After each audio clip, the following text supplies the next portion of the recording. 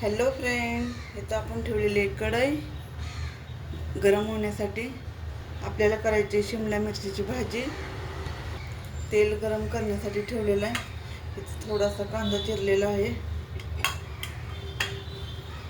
इथं शेंगदाणे भाजून घेतलेले आहेत, ह्याचे फोलके काढायचे आहेत.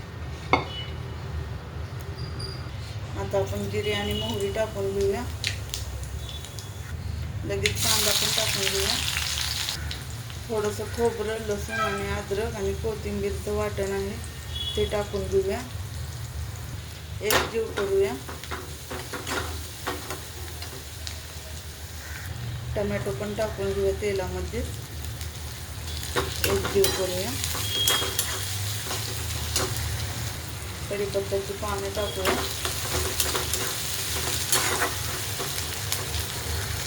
छानपणे इथं परतायला लागलेलं आहे आपलं.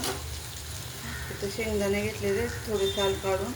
इथे घेतलेला आहे काळा मसाला, इथं गरम मसाला, मीठ आणि हळद घेतलेलं आहे. आता ही शेंगाच्या पोटामध्ये एकजीव करून आपण शिमला मिरचीमध्ये भरून टाकूया.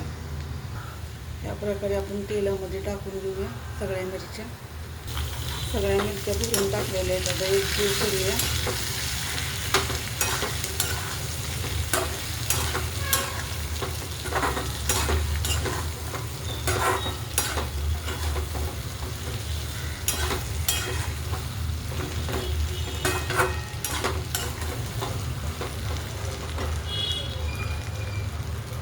आता आपण त्याच्यावर झाकण ठेवूया. आता उघडून पाहूया. थोडंसं पाणी ओतूया आपण.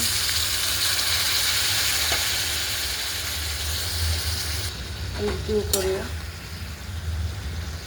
आणि परत झाकण ठेवूया आपण शिजण्यासाठी. परत झाकण ठेवलेलं आहे आपण. या प्रकारे आपली शिमला मिरची तयार झालेली आहे खाण्यासाठी चपातीसोबत.